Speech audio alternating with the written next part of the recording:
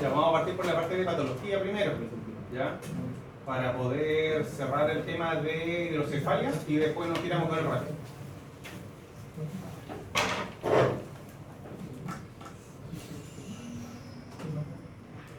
Ya. Quedamos en mielo, ¿cierto? Sí. Quedamos en PBO, ya lo vimos. Espina bífida. ¿Se acuerdan cómo era la división entre ahí va, entre espina bífida, meningoceles y mielomeningoceles? ¿Cómo era?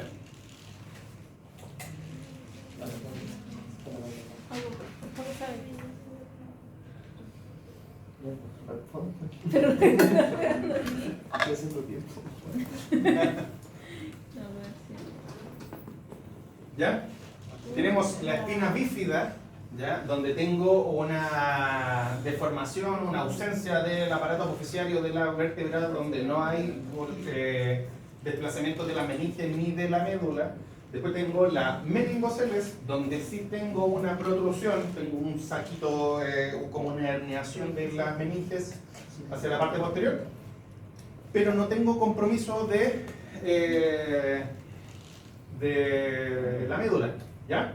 Y en la mielomeningoceles tengo desplazamiento de la médula hacia posterior, donde se empiezan a generar todos estos procesos de error en la conducción nerviosa y ¿cómo se llama? Pérdida de sensibilidad, pérdida de fuerza hacia inferior, desde ese punto hacia abajo, ¿ya? ¿Cuál era una de las complicaciones que se presentaba en la mielomeningoceles? Era la hidrocefalia, ¿cierto? Entonces, ahora vamos a revisar hidrocefalia como tal. ¡Tarán!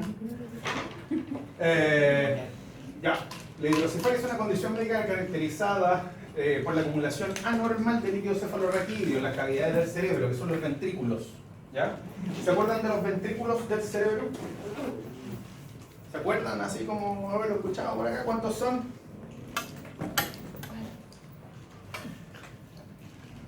¿Ya? Tengo el primero, el segundo ventrículo y después tengo los ventrículos laterales en cada uno de los hemisferios. Ahí lo vamos a revisar con un poco más de detalle. Lo que provoca una dilatación del ventrículo. Dentro del ventrículo yo tengo formaciones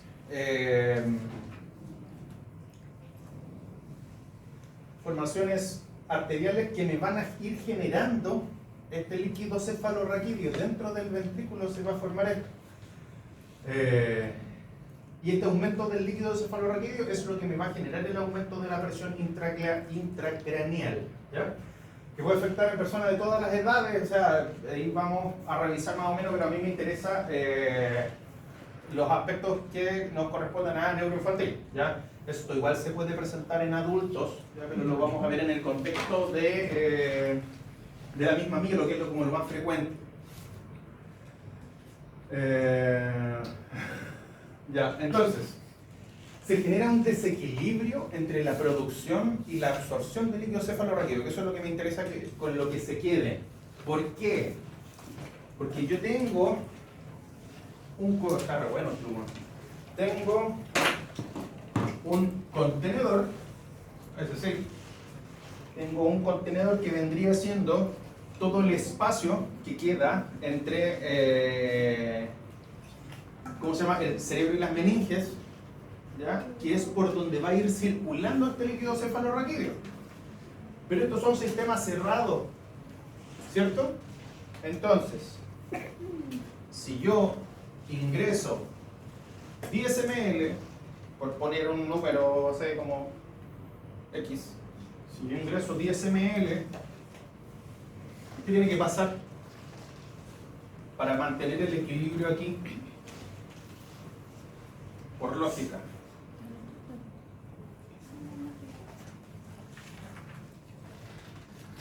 ¿Alguien? ¿No? Pensando que esto ya está con líquido. Yo ingreso 10, tengo que extraer 10, ¿cierto? Entonces nos vamos a quedar con este ejemplo de base. ¿Qué pasa si yo ingreso 10, pero saco 5? ¿Qué va a pasar? Tengo un aumento de la presión, ¿cierto? ¿Qué pasa? Ya, entonces les dije, ingreso 10, pero saco 5, ¿ya? Y quedémonos con que esto es el ejemplo así como de la normal. ¿Y qué pasa si yo ingreso 20? Yo acá en vez de 10, ingreso 20 y estoy sacando los mismos 10. Igual aumenta la presión, ¿ya? Entonces, tenemos esos dos casos. Uno, en el que voy a tener un aumento de la producción de líquido cefalorraquídeo, y el otro, donde voy a tener una restricción, una alteración de la eliminación del líquido cefalorraquídeo de el entorno, ¿cómo se llama? De las cavidades donde tiene que ir circulando. ¿Ya? Pero necesito saber dónde estamos parados primero. ¿Ya? Entonces, tenemos los plexos coroideos, que estos están en los ventrículos laterales, en la parte interna, y aquí es donde se va a generar la producción del líquido cefalorraquídeo, ¿cierto? Entonces tengo el plexo coroideo dentro del ventrículo lateral, ya que están en cada uno de los hemisferios. Estos pasan a través del agujero de Monro, ya después tengo el tercer ventrículo, esto pasa mirándolo de frente, tengo los dos espacios así, y pasan hacia el centro, ¿cierto? Después tengo el acueducto de Silvio, que me va a dar pase hacia el cuarto ventrículo, ¿ya? Y después tengo el agujero de Magiende y el agujero de Luschka, ¿ya? De aquí me interesa que se queden con plexo coroideo y la conformación de los ventrículos, ¿ya? En conjunto con este mapa. Entonces, está todo enumerado. Prueba de, tenemos ¿cómo se llama? Los plexos coroideos, y desde aquí va a empezar a producirse esta circulación. Entonces, asumiendo que la producción de líquido cefalorraquídeo es normal en esta zona, ¿qué pasa si yo, por ejemplo, aquí en el agujero de Monro genero una obstrucción? ¿Dónde se va a ir acumulando el líquido cefalorraquídeo? ¿Ya? No tanto en los ventrículos laterales, más que en el plexo. El plexo va a estar generando, va a seguir con este aumento de la producción de líquido cefalorraquídeo, ¿ya? Entonces ahí yo voy a esperar que el aumento de la presión sea desde adentro del cerebro, ¿ya? En cambio, si yo, por ejemplo, no sé, genero una obstrucción en el cuarto ventrículo, ¿ya? O en el agujero de Luschka, ¿ya? Estamos aquí abajito, ¿ya? Voy a tener una obstrucción de casi toda la parte superior. ¿Se entiende? ¿Ya? Entonces, en el fondo, yo necesito saber dónde se está generando o este aumento de presión o esta restricción de la absorción para poder identificar cuáles van a ser las zonas afectadas.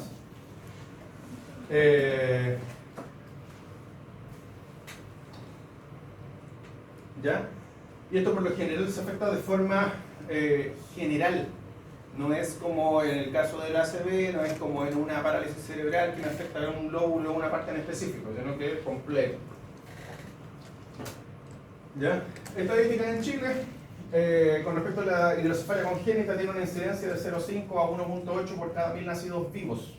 Por lo general se asocia esto a la mielomeningocele, como les nombraba. ¿Por qué? Porque vamos un poquito acá, ¿ya? Porque, por ejemplo, aquí en el caso de la meningocele, yo tengo este saco, se genera un bolsillo. Entonces, de forma no sé si natural, pero ¿cómo se llama? Propia a esta condición, se empieza a generar esta acumulación de líquido aquí. Si yo presiono acá, el resto de la estructura por donde se mueve este líquido, que es un ambiente cerrado, ¿ya? Va a intentar absorber esa presión, ¿cierto? Ahora, nunca en la vida se les ocurra tratar de punzar eso para que libere líquido, ¿ya? Porque ahí se pueden mandar flor de iatrogenia y hasta ahí no me ha llegado, ¿ya? Si ustedes ven que la persona con espina bífida o con hidrocefalia está, por ejemplo, con cambios de humor, con fiebre, incluso está con convulsiones, hagan la derivación a médico, ¿ya? Al tiro, a urgencia.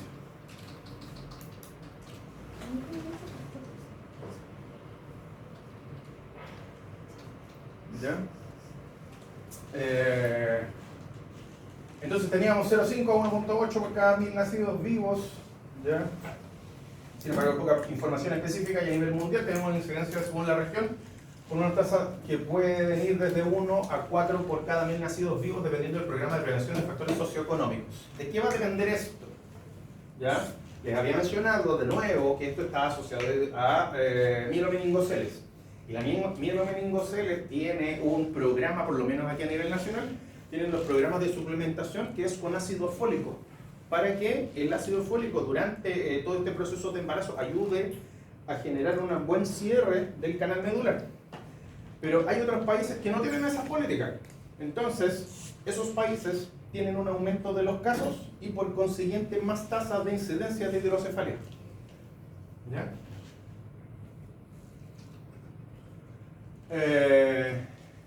Ya, entonces tenemos diferentes clasificaciones que es con respecto a lo mismo que yo les decía de este equilibrio de los líquidos. Tenemos una hidrocefalia obstructiva, ¿ya?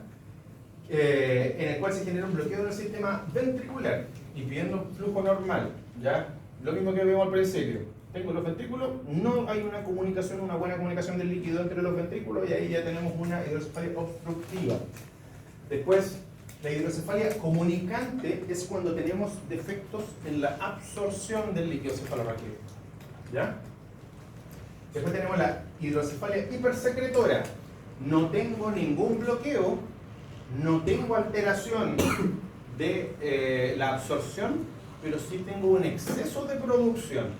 Entonces era el ejemplo que yo le dije, en vez de generar 10 generaba 20, pero el sistema está capacitado para poder absorber 10, ¿ya? Y va a ir generándose un exceso de líquido, ¿ya? Y después tengo la hidrocefalia de presión normal, que esta afecta principalmente a adultos mayores con acumulación gradual, ¿ya?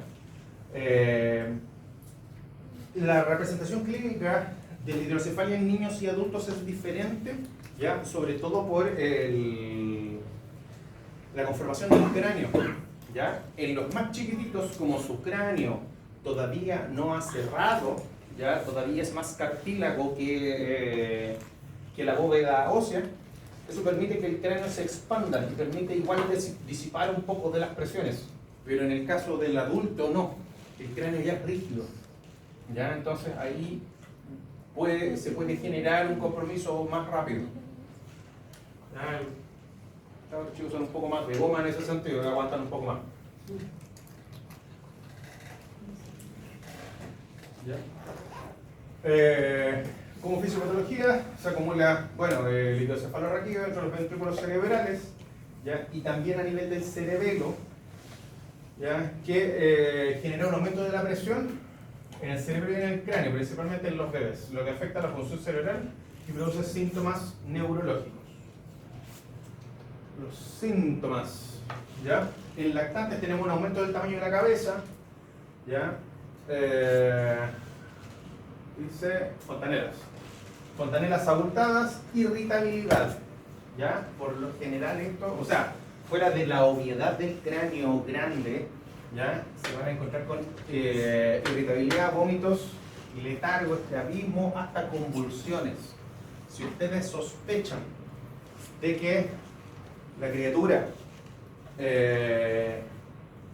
tiene hidrocefalia, ¿ya? Hagan la derivación, si es que no se ha detectado ya. Pero ahí tienen que preguntar a los cuidadores, porque de repente sí se hicieron los exámenes, sí se hicieron las evaluaciones, y el cabrón chico solo es cabezón. ¿Ya? Para que lo tengan presente también.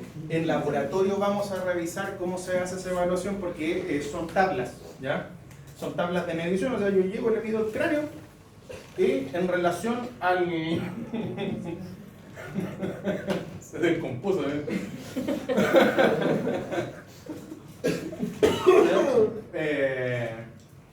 Se mide el cráneo y eso tiene una medida estándar en relación a la longitud del niño, ¿ya? Pero eso está establecido, o sea, la tabla, nadie se aprende las tablas de memoria, ¿ya? Un montón de números. Me interesa que sepan que esta tabla existe y que la sepan usar, y la vamos a ver después en el laboratorio, ¿no? En niños mayores y adultos puede presentar cefalea, náusea, alteración de la conciencia, alteraciones cognitivas, y aquí es un poquito más fácil de detectarla en el sentido de que si tengo una persona que normalmente con la que yo me comunico y veo que de repente, no sé, porque me habla medio raro, podría estar sospechando de un ACV, pero sí, la conducta me va a acusar al tiro, ¿ya? Entonces podría ser una derivación descartando primero el ACV, ¿ya? Después se van a encontrar con este chiste, pero es como... si es que está bien detectado, tratado, podría generar menos repercusiones, ¿ya?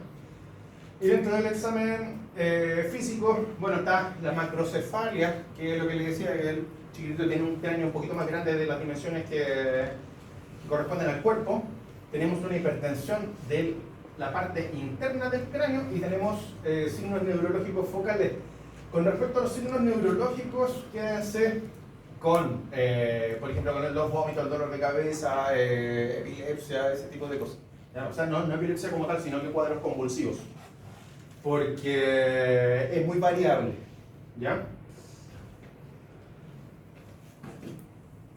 ¿Queda claro hasta acá? ¿Sí? Va muy rápido, ¿no? Ya. Pruebas diagnósticas, en realidad nosotros, así como la gran prueba que podemos hacer es la medición de perímetros craneales, pero esto va por parte de médico. Ya el médico tiene que hacer la correcta evaluación, el pediatra. En este caso, hacer una ecografía prenatal, postnatal, resonancia magnética, un TAC, evaluación del funcionamiento correcto de los ventrículos, ¿ya? Y ver si es que se está generando algún tipo de obstrucción. ¿Ya?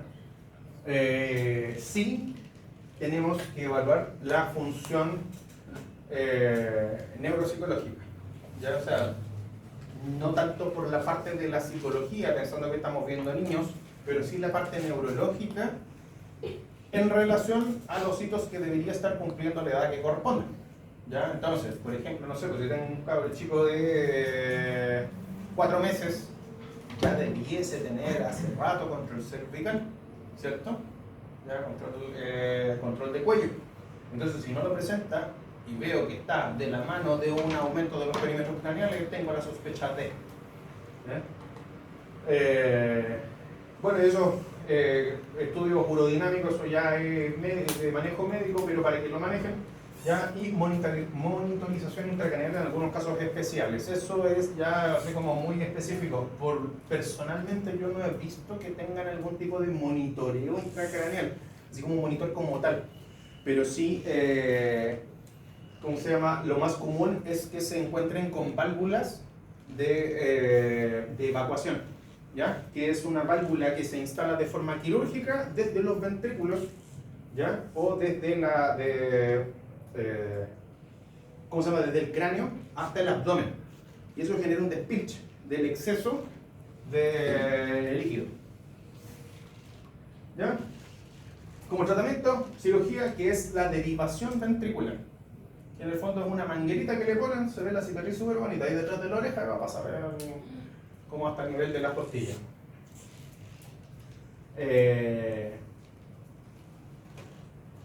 Las personas, niños así como niños ya mayores, que esta intervención ya se realizó, ¿ya? No tienen ningún otro tipo de contraindicación, si van a ser más propensos a generar algún grado de no hipertensión, sino que malestar, de cefalea, ese tipo de cosas, frente a actividades un poquito más intensas, pero las pueden hacer igual, ¿ya?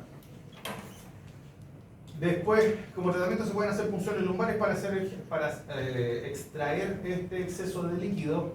Reitero, la punción lumbar esa la realiza médico, ¿ya? Y después está el manejo multidisciplinario para complicaciones y la rehabilitación. ¿Qué harían ustedes pensando en un chiquitito, ya no sé, pues va hasta el año, que viene con el diagnóstico de hidrocefalia?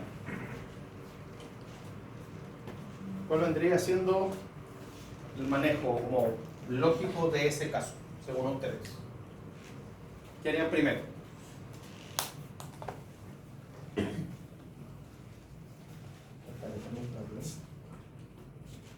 Ya tiene un año. ¿Qué debería estar haciendo? Ya debería estar caminando, por lo menos poniéndose de pie. ¿Ya? Al año debiese tener, si es que el aumento del cráneo no fue tanto, ya debiese tener control motor. Lo que sí, por la distribución de los pesos, va a tener un centro de gravedad más alto, va a ser más propenso a caerse. Pero, ¿qué tengo que hacer primero? Antes del fortalecimiento, que está bien, pero antes de eso.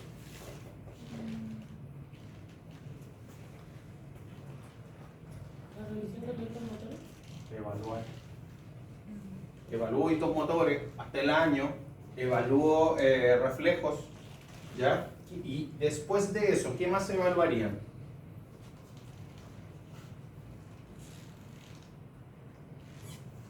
¿Evalúo fuerza? ¿Sí? ¿No? ¿Cómo evaluarían fuerza? ¿Cómo evaluarían fuerza en el lago? Así que ya hasta acá llega más o menos.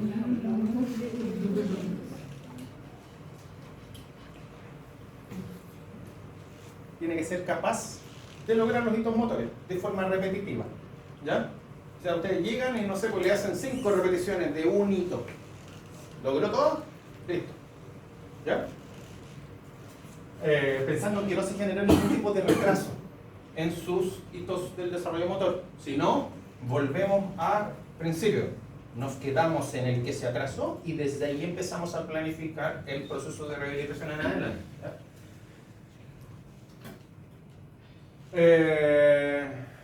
Comunicante. ¿Ya? Derivación, esto es antes de la derivación que se genera a nivel de los ventrículos laterales, este aumento de la presión, y después de la derivación, que le ponen esta manguerita, una manguera así literal, ¿ya? Pero eso está por debajo de la piel, ¿ya? Por eso les decía, porque queda con la cicatriz, ¿ya? Y eso va a, ¿cómo se llama? La zona abdominal. El pronóstico dependiendo de la causa, el tiempo del diagnóstico, esto es importante, mientras más temprano se detecte mejor, ya tienen mejor pronóstico. Ya que con el tratamiento adecuado muchos pacientes mejoran o mantienen la calidad de vida sin ningún tratamiento posterior. Ya las únicas intervenciones que se realizan a posterior es la limpieza de la derivación en caso de algún taponamiento que pasa. ¿Ya? ¿Y cómo puedo detectar yo que se generó taponamiento en la derivación?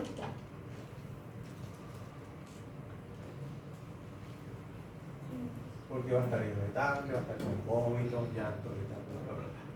¿Ya? No tengo que descartar esta evaluación, ¿ya? O estos signos y síntomas, ¿ya? Posterior a la derivación, ¿ya? A la derivación quirúrgica, ¿ya? Porque esa comunicación se puede tapar y me puede generar de nuevo este aumento de la presión intracraneal, ¿ya? Eso era corta, fome. ¿Queda claro? ¿Sí? ¿Ya? Más que nada para que no se quedaran con la duda con eso, se los mandé igual, pero por si acaso. ¿Ya? De la información que les mandé, ¿tienen alguna duda?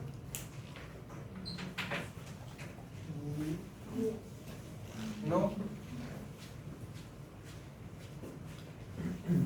Vamos a revisar rapidito. Entonces,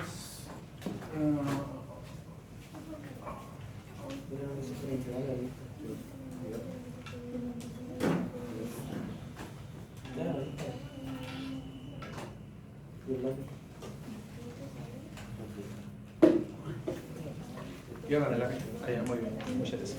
Muy gracias.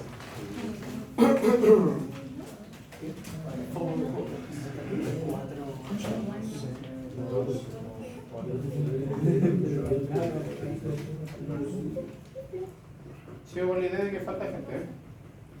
¿Está todo? Poco, pero bueno.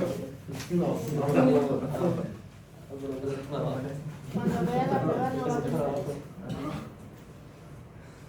¿Ustedes o yo? Me tiene que ir bien. Ya.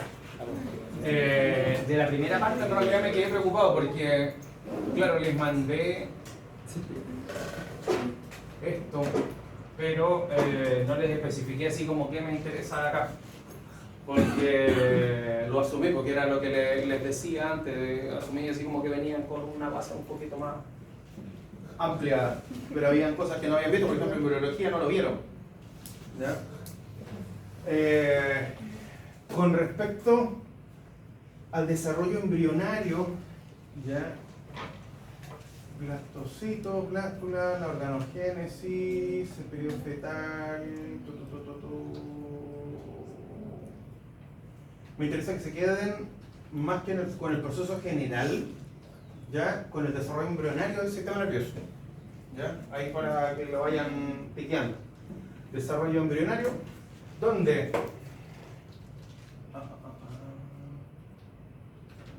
No le puse chiquito, ya se imagen. ¿Se alcanza a ver? Ahí sí. ¿Ya? ¿Cómo se llama? Tenemos la placa neural que se ve aquí. Se ve aquí. ¿Ya? Tenemos la placa neural y esto genera un pliegue. ¿Ya? Y después se cierra.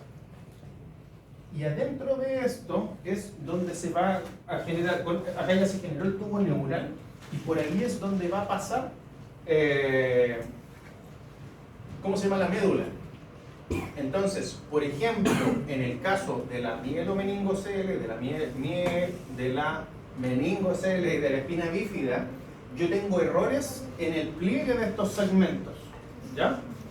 Y ahí es donde nos va a quedar la embarrada. Ahora, en estos casos yo les había mencionado que ese error del plegado, ¿ya? Y del cierre se puede producir a cualquier altura de la columna, ¿cierto? Entonces yo puedo tener una espina bífida a nivel cervical, a nivel dorsal, lumbar, sacro, ¿ya?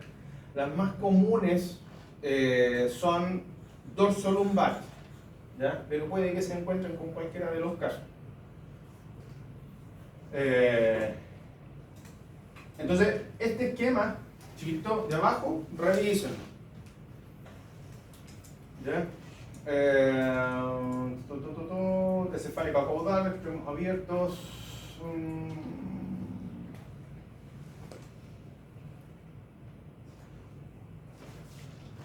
¿Ya? Y después se va a generar el prosencéfalo, el mesencéfalo y el rombencéfalo. Esto ya es cuando tenemos una forma más de larvita. Acá, no. Ay, es que no sé lo que dije. Ya, esto es posterior posterior a la gástrula, ¿ya? Cuando ya se empieza a generar un embrión así como súper primitivo, ¿ya? Tenemos las formaciones del sistema nervioso, ¿ya? Que es el prosencéfalo, el mesencéfalo y el rombencéfalo, ¿ya? Aquí están mencionados. Ahí. ¿Ya? Visto desde posterior, vista lateral. ¿Ya? Y esto es entre las 3 y las 4 semanas del embrión, ¿ya? Y a las 5 semanas, ¿ya? Tenemos una formación rudimentaria, 5 semanas, del cerebro, ¿ya? Estructura rudimentaria del tálamo, ¿ya? Cerebro medio, el mesencéfalo, mielencéfalo. En términos generales, y después esto va a ir derivando en las estructuras ya del adulto. Conexión sináptica, bla, bla, bla. Ya, de las células que estaban presentes en esta zona, ya, en las que están en verdecito, se van a ir generando todo este proceso del sistema nervioso primitivo, ¿ya? Y después cada una de estas células, no sé si han escuchado, o sea, manejan el concepto de las células madre, ¿cierto? Que esta célula se va a ir dividiendo en diferentes otros tipos de células dependiendo de los requerimientos de la zona. Entonces, tenemos toda esta ensalada de neuronas, ¿ya? Aquí tenemos, por ejemplo, no sé, una célula, una neurona madura, ya una célula mesenquimatosa o célula de microglia, astrocito, que son células neuronales, pero diferenciadas, que van a generar, por ejemplo, unión, comunicación entre otras neuronas, ¿ya? Y esto para que lo sepan que existen, ¿ya? Esto sí me interesa porque va de la mano con lo que les había mencionado sobre autismo. Entonces tengo, por ejemplo, estas células, la neurona madura, tengo los oligodendrocitos, tengo los astrocitos tipo 1, tipo 2, que todos estos en su conjunto me van a ir conformando las diferentes capas de la materia gris y de la materia blanca a nivel del cerebro, ¿ya? Organizados de una forma en particular. Pero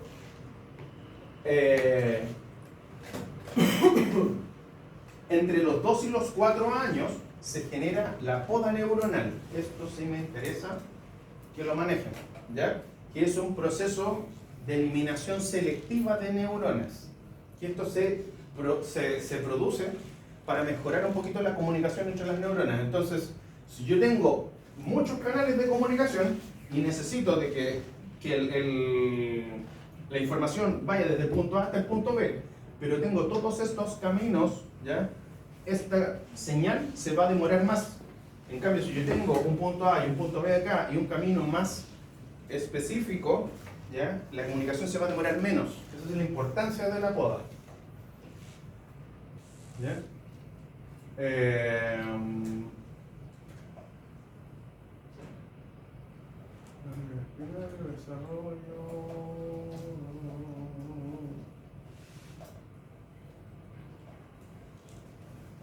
Ya, de aquí que esto se va a generar una división entre la sustancia gris y la sustancia blanca, y después tenemos un desarrollo del sistema nervioso central, ¿ya? Que es entre sus hemisferios. El tálamo, el hipotálamo, cerebelo, y después tenemos los nervios que van hacia la periferia, ¿cierto? Hasta ahí nomás quedaba ese. ¿Ya?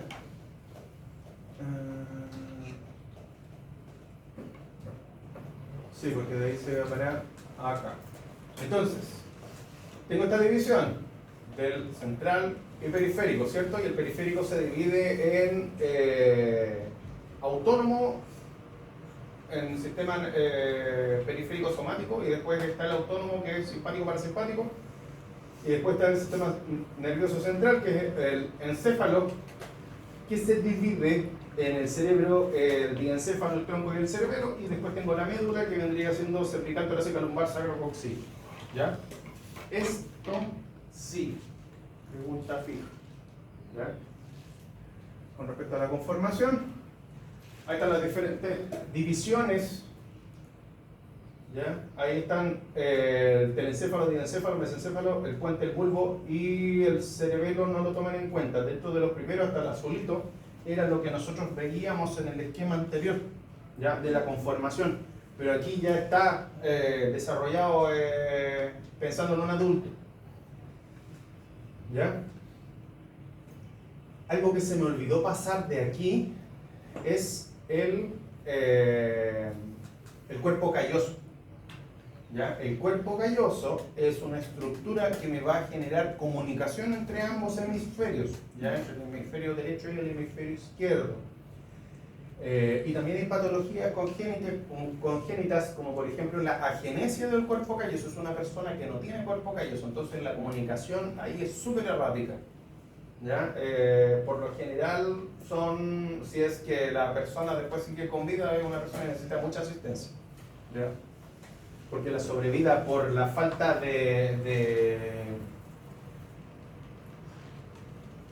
¿cómo se llama?, de coherencia entre las señales, ya de la falta de actividad y todo lo que implica un daño estructural a nivel del cerebro de forma congénita, no tienen muy buen pronóstico.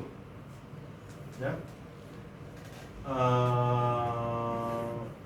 Ese ejemplo en realidad me interesa que sepan dónde está qué cosa. Sistema nervioso periférico, como concepto general, no les voy a pedir los nervios todavía. Eso lo vamos a ver después en neuroadultos.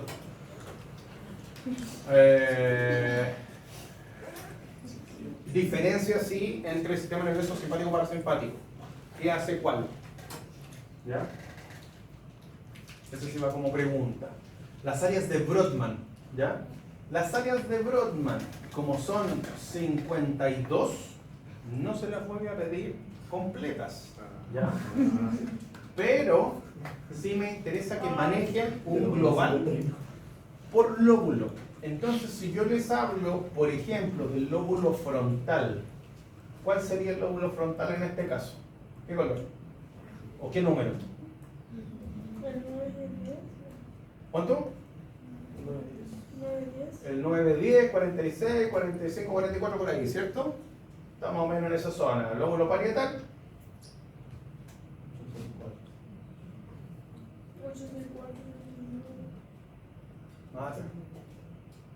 Porque está detrás de la cisura, ¿ya? El lóbulo frontal todavía lo cuento hasta el 4, ¿ya? Entonces tenemos la cisura por la parte posterior, 3, 1, 2, 3, 5, ¿sí? ¿Ya? Y hacia atrás, lóbulo, perdón, ¿le dije parietal o temporal? Parietal, sí. Lóbulo temporal, 28, o sea, 38, 21. ¿Se entiende cómo va? ¿Ya? Entonces, de aquí, ¿qué es lo que me interesa que revisen? Las áreas de Brodmann estudian cada uno de los... así como el funcionamiento de cada uno de estos sectores. Ya me da la función como tal de esa zona en específico. ¿Ya? Entonces me interesa que, no sé, pues si se van a quedar aquí en el lóbulo occipital, ¿ya? ¿Qué hace la zona 18, 19, o sea, las 17, 18, 19? ¿Ya? Y aquí les dejo estos pedos. Entonces, la 17, corteza visual primaria, 18 y 19, corteza visual secundaria. Entonces, si les pregunto por el lóbulo occipital, ¿qué comanda? Esta. ¿Ya? Que tengan esa noción general. Esto es pregunta fija. ¿Qué instrucción recibe o qué instrucción da? ¿Qué lóbulo? Bueno, no le voy a pedir el número, pero sí por lóbulo. Bueno, entonces le dejé eso, pero también tenemos diferencias entre hemisferio derecho e izquierdo. ¿Ya? El derecho es más imaginativo y el izquierdo es un poco más cuadrado, más de número. Ahora, ¿se acuerdan de la estructura de la decusación de las pirámides? ¿No?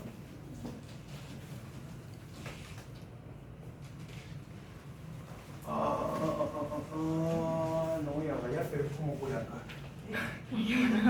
Más o menos. ¿Ya? La decusación de las pirámides es una estructura que va a generar este cruce de la información entre derecha e izquierda. Ahí es donde se produce el paso de la información de mi hemisferio izquierdo hacia mi mano derecha y de mi hemisferio derecho hacia mi mano izquierda. Pero no es completo.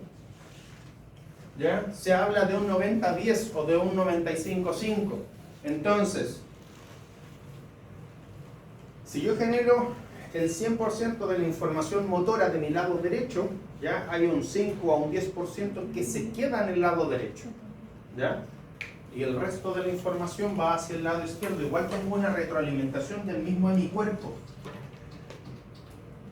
Y para efectos prácticos de esto también se habla de que no es concreto, sino que también tengo un pequeño segmento, no es tal cual así, sino que para que sea representativo para el porcentaje, de que el hemisferio izquierdo también va a lograr cierto rango, ¿ya? O también va a participar dentro de procesos creativos, dentro de procesos emocionales en menor medida, y el hemisferio derecho también va a participar en actividades de lógica, en actividades de escritura, de razonamiento, pero en menor medida. ¿Se entiende? ¿Ya? No son absolutos, ¿ya? Estas divisiones que hay entre mi cuerpo. Disculpe.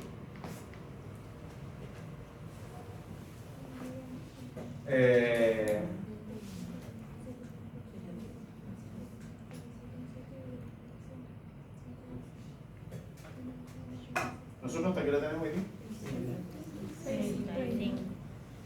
Sí, mira.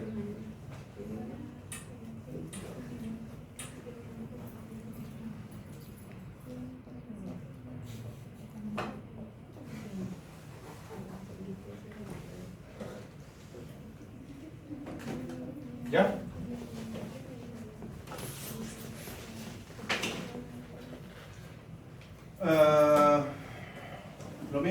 Lo mismo, ya. Y los homúnculos, como le había dicho anteriormente, eran representaciones más visuales de lo que nos encontramos en el mapa de la corteza cerebral. Entonces, por ejemplo, aquí tengo la corteza motora y después tengo mapa de la corteza sensitiva, ¿ya? Donde nos indica en qué nivel, ¿ya? O a qué altura se está generando la recepción o el envío de qué información. Entonces, si yo les hablo de la parte motora, ¿ya? Estas son señales que se envían, ¿ya? Yo quiero que se mueva el pie, yo quiero que se mueva la mano. Fíjense, en el área que ocupa la mano, en el área que ocupa la cara, en el área que ocupa la lengua, por ejemplo, en comparación con el resto del cuerpo, ¿ya? Ahora, esto va a depender, perdón, de la persona, si es que va a tener un mayor o menor estímulo, y eso va a depender de la estimulación que se genere en la infancia. O sea, mientras más juegue, mientras más actividad física tenga, y mientras más diversa sea, va a tener un mejor control, ¿ya? Y en el caso del mapa sensorial es la sensibilidad de cada una de estas zonas. Entonces, aquí yo me estoy refiriendo control motor y aquí a la sensibilidad. Área genital, por ejemplo, pie, cabeza, o sea, el cuerpo, perdón, mano, la cara, la boca. ¿Ya? Ahora, ¿qué me dice esto? Es la cantidad de terminaciones nerviosas que yo le dedico a cada una de estas partes para lograr o control motor o sensibilidad. ¿Ya? Y ahí está lo mismo. Motor, sensorial. Cambian. ¿Ya?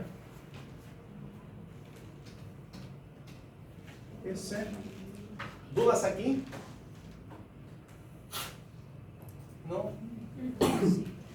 Tan chato, lo recibí el lunes así, pero con esta joya. Hacemos la última del librero. ¿Ya? Y de las teorías del aprendizaje me interesa. Esta la revisaron, ¿cierto? Sí. ¿Ya? Les incluí estas solamente, ya dentro de las teorías del aprendizaje, el conductismo.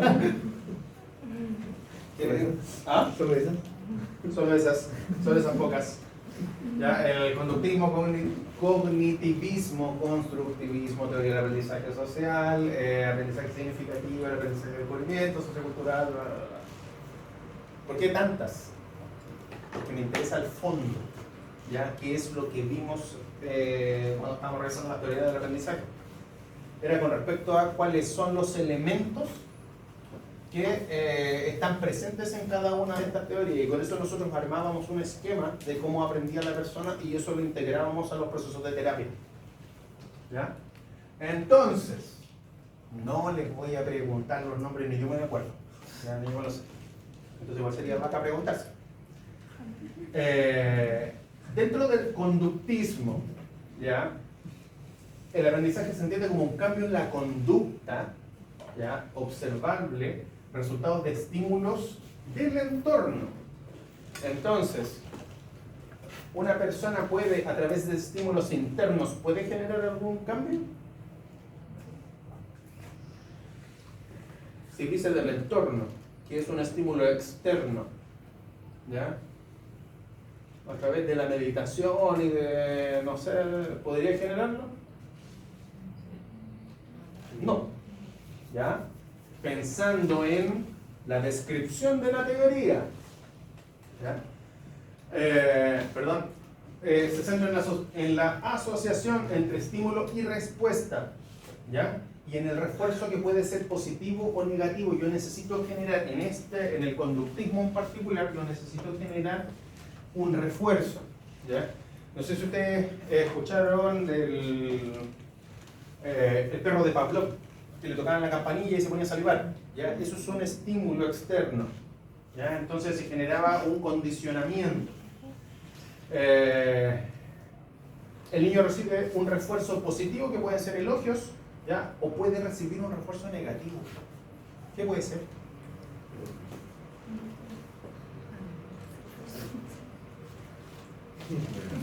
Estate quieto.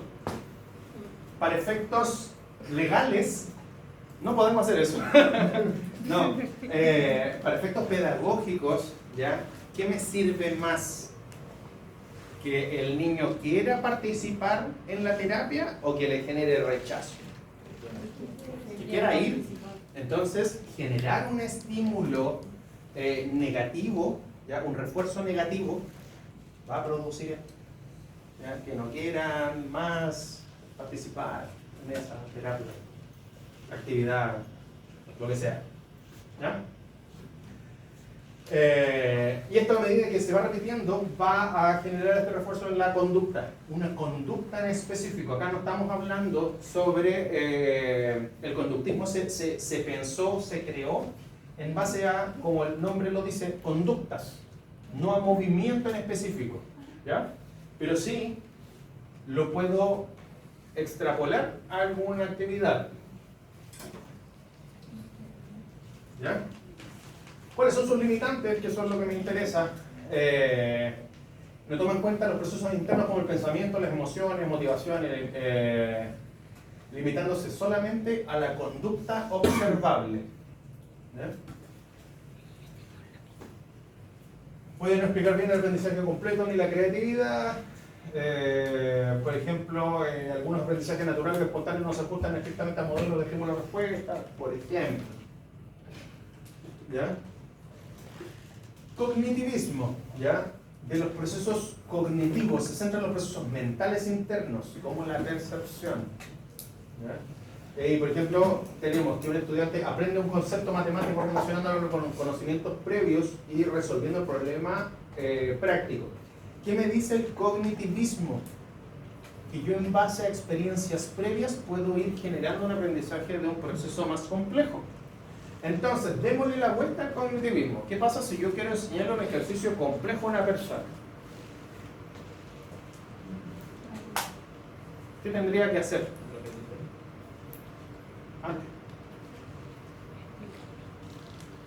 ¿Ya? Dice que una persona es capaz de aprender un elemento, o sea, una actividad compleja, ¿ya? En base a actividades más simples aprendidas antes. ¿Ya? Entonces, si yo le quiero dar la vuelta, yo le quiero enseñar una actividad compleja, ¿qué tengo que hacer? Ir haciendo subdivisiones, simplificando la actividad, dándole como etapas para poder generar este paso, ¿ya?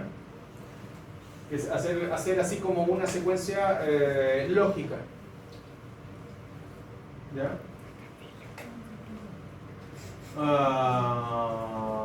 Constructivismo, bueno, esto después lo tienen que estar revisando ustedes. Pero el aprendizaje social, aprendizaje significativo. A ver, veamos el ejemplo. En el aprendizaje social, plantea a las personas aprenden observando el comportamiento de otros. ¿Qué cosas del aprendizaje social considerarían ustedes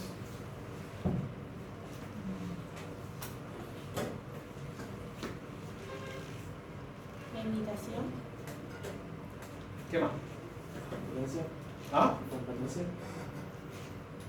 ¿Competencia cómo? ¿En qué cosa es? Para hacer más que el otro día.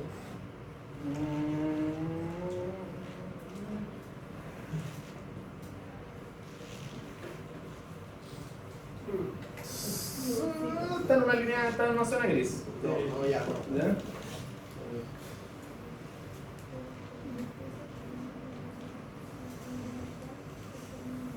Por ejemplo, el lenguaje. ¿O no? La comunicación no verbal. ¿Ya? Todos esos procesos son más sociales. ¿Ya? Igual formas de caminar que llegan y lo aprenden, no sé, vieron ahí al loco y después lo imitan. Por ejemplo. ¿Ya? Teoría de aprendizaje significativo se plantea que el aprendizaje ocurre cuando los nuevos conocimientos se relacionan de manera sustancial y no arbitraria con los conocimientos previos. ¿Ya? ¿Qué es lo que trato de hacer ahora? Tratar de ir relacionando con cosas que ustedes manejan, conocen. ¿Ya? Trato. Aprendizaje por descubrimiento, muy buen tesoro y va a mi gusto. Ya, sociocultural, perdón, ahí sí. Sostiene que el aprendizaje y el desarrollo cognitivo se produce mediante la interacción social, ya, que sí pasa dependiendo de qué actividad sea. Humanista pone al individuo como centro del proceso educativo, pero esto ya es más de las inteligencias múltiples. Este sí me interesa que lo maneje, ¿ya? La teoría de las inteligencias múltiples habla de que nosotros somos inteligentes en diferentes aspectos, ¿ya? Y no podemos ser así como abarcarlo todo, pero todos sí son buenos en algo. Y eso es lo que igual los invito a tratar de descubrir. Es, por ejemplo, no sé, por la otra vez que me preguntaban sobre el tema del aprendizaje, no me acuerdo quién le dije que trajeron un libro para pintar. No lo vi. ¿Viste si faltaba gente? La Javiera. Pero que a mí me dijo nada. Ay, yo no sabía. ¿Ya? Entonces, su forma de aprender, por ejemplo, el caso de su compañera, la Javiera, su forma de aprender es diferente, ¿ya? Ella es más auditiva. Entonces, claro, le anulé con el libro, le anulé los otros estímulos que tenía y lo único que le daba libre era la audición. Después le pregunté qué había retenido de clase y me retuvo casi todo, ¿ya? Por ejemplo. Pero eso nosotros lo vamos evaluando en el camino, ¿ya? Entonces, tengo que saber cuáles son los fuertes de cada persona y tratar de generar una estimulación en esas actividades, ¿ya? Lo que se hacía antes, que se sigue haciendo en el sistema educativo actual, es que la persona los ven que está flaco en matemática, por ejemplo, ¿ya? Que le va muy mal en matemática, metámosle clases de matemática. Claro, los chicos le va súper bien en deporte, en música, arte, y no hacen ese refuerzo ahí, que es donde va bien y tiene talento, ¿ya? Pero eso es muy variable, entonces al final hay que hacer esa evaluación de forma individual en cada una de las personas, ¿ya? Las limitantes es muy individualizado, ¿ya? Aspectos en común. Desde aquí en adelante, todos esos son preguntas de prueba, ¿ya? ¿Cuáles son los aspectos en común que tienen que tener cada uno de estos procesos de aprendizaje? La participación activa. Si la persona no lo tengo participando de forma activa en la actividad, no va a retener nada. Interacción con el entorno, ¿ya? El entorno puede ser cualquier actividad que yo esté generando, puede ser aquí, puede ser afuera, vaya a saber. Necesito generar motivación e interés, ¿ya? Porque si se están quedando dormidos, en realidad necesito generar algún tipo de conexión con conocimientos previos, a menos que vaya a enseñar lo básico, ¿ya? Pero aún así, igual hay que tratar de generar algún tipo de conexión con conocimientos previos. La retroalimentación, súper importante, ambiente de apoyo y guía, ¿ya? Que sea el ambiente seguro, ¿ya? Procesos cognitivos y emocionales también considerarlo, que era lo que yo les decía. ¿Qué pasa si esta persona llega y en el momento... era el ejemplo que yo les daba, por ejemplo, cuando se asustaban, ¿ya? Cuando tuvieron, no sé, el peor accidente que ustedes recuerden, y lo recuerdan clarito, porque las emociones que se desataron en ese momento ya fueron intensas, y eso genera que ese recuerdo se asiente de mejor forma, ¿ya? La práctica y la repetición, si yo voy repitiendo una actividad mientras más veces, se va puliendo la vía por donde pasa esta instrucción a nivel del cerebro para que se genere de forma más precisa y más eficiente. Flexibilidad y adaptabilidad dependiendo de la actividad que vayamos a realizar. Y eso, ¿ya? Estas dos van a ser preguntas de prueba, ¿ya? Vínculo y apego, ya lo vimos, tipos de vínculo, tipos de apego. ¿Ya? Y neuroplasticidad, que esto lo vimos, creo que no lo vimos, se lo mandé acá, ¿no? ¿Ya? Esto sí me interesa.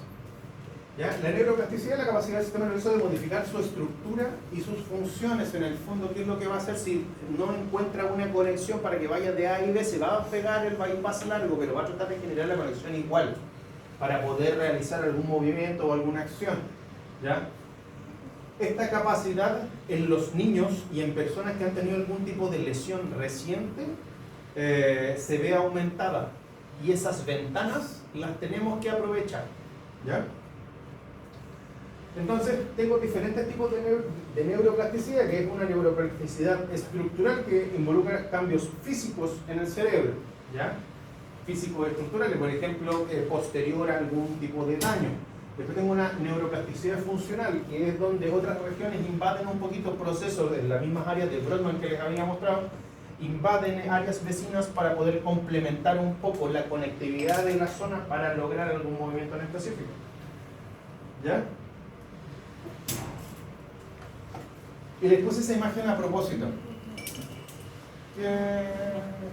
¿Viene de fuera el ruido?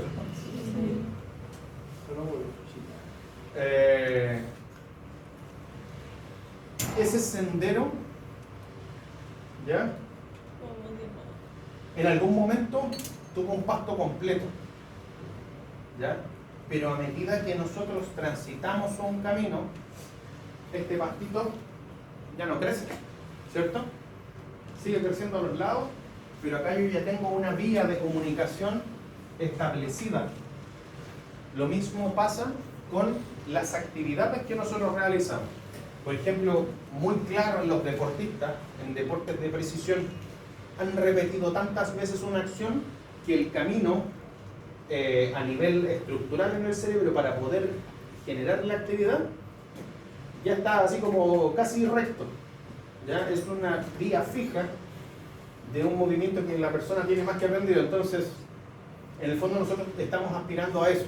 Queremos que la persona llegue y aprenda una actividad, un movimiento, que haga la corrección en alguna postura. Vayan a saber ustedes lo que ustedes se planteen, ¿ya?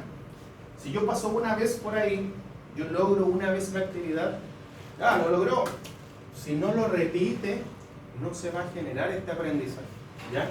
Y esta neuroplasticidad, ¿ya? ¿Cómo se llama? Nosotros la estamos generando siempre. Entonces la idea es que siempre estén aprendiendo cosas nuevas, siempre estén forzando un poco este proceso para no perderle la costumbre, ¿ya? No se les cuida el cerebro, ¿ya? En general es eso de la parte de neuroplasticidad, ¿ya? Y como les mencionaba, tiene una implicancia clínica con respecto al aprendizaje,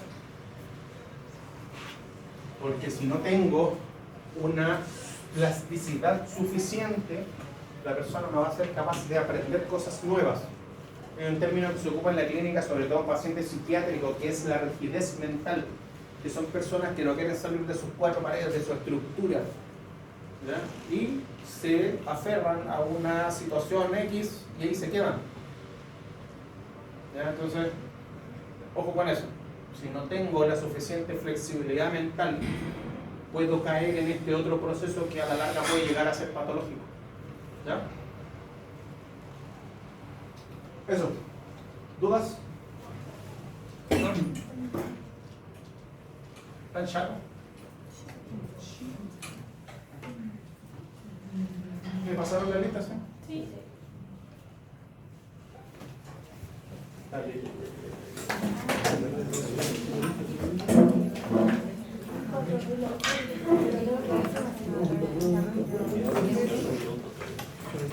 Tengo que imprimir para...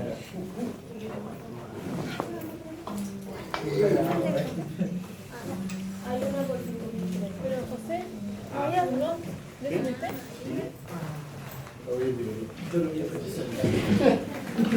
Paola, Paola Mamani.